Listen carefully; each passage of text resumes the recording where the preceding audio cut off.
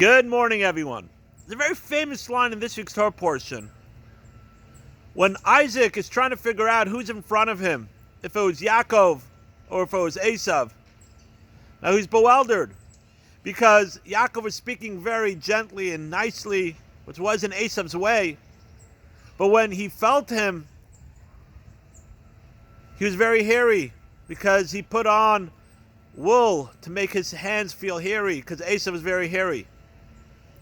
So Yaakov bewilderedly says, Hakol kol Yaakov, it's the voice of Yaakov, but Ayadayim yedei Esav, but the hands are the hands of Esav.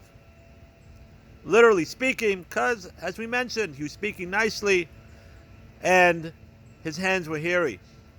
But the Talmud tells us, and tradition tells us something very powerful, that Hakol kol Yaakov Yadayim Esav is also a mantra, something that we have to always remember.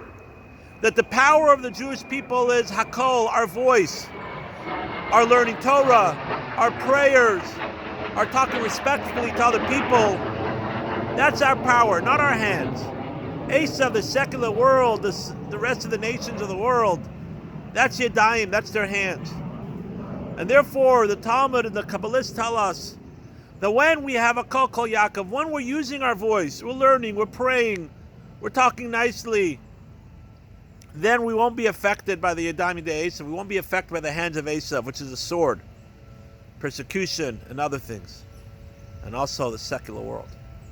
But when we're not using our Kol Kol Yaakov, or we're not using our voice, we're not praying, we're not learning, we're not talking kindly to each other, and we try to use our hands, we try to be part of the secular society, try to be them, then unfortunately, then Yadayim yedei Esav, then the hands of Esav rises up, and it's not good for us. The sword of Esav rises up, and unfortunately, we've seen too many pogroms and challenges for the Jewish people throughout history. So let's all think about this very powerful line. Let's realize what our power is, who we are. Hakol kol Yaakov, the voice of Yaakov. So let's strengthen our voice.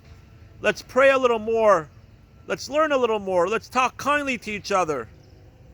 And in that merit, the hand of Esav will not bother us again, and hopefully will be speedily redeemed coming of the Mashiach. Wishing everyone a beautiful week and a great Shabbos.